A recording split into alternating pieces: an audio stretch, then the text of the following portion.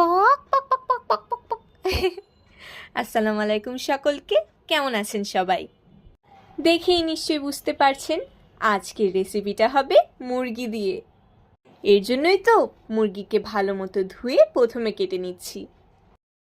আপনারা জানেন মুরগিদের স্মৃতিশক্তি নাকি অনেক ভালো, তারা মানুষের চেহারা মনে রাখতে পারে।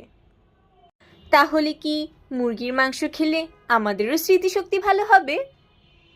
কে জানে। মুরগিগুলো আমরা আবার ধুয়ে হলুদ লবণ মাখিয়ে রেখে দিচ্ছি। এখানে আছে পেঁয়াজ কুচি, কাঁচামরিচ, তেজপাতা, এলাচ, দারুচিনি। মাংস তো মেইন উপকরণ। এছাড়াও আমরা কালার অ্যাড করার জন্য দিয়েছি টমেটো এবং মটরশুঁটি, তার পাশাপাশি গুঁড়া মশলা এবং বাটা মশলা। প্রথমেই কড়াইতে তেল গরম করে দিয়ে দিতে হবে পেঁয়াজ কুচি, সাথে তেজপাতা, এলাচ, দারুচিনিও।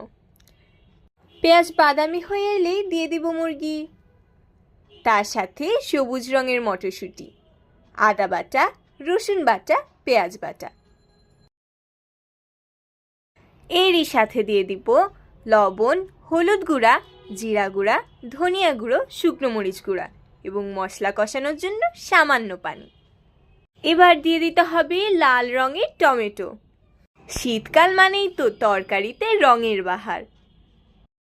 মশলা কষানো হয়ে গেলে পানি দিয়ে দিচ্ছি মাংস সিদ্ধ করার জন্য।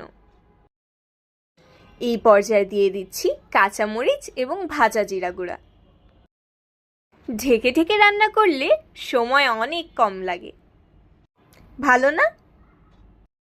আমাদের রান্না তো শেষ, কিন্তু মুরগি নিয়ে তো বেশি কিছুই বলা হলো না।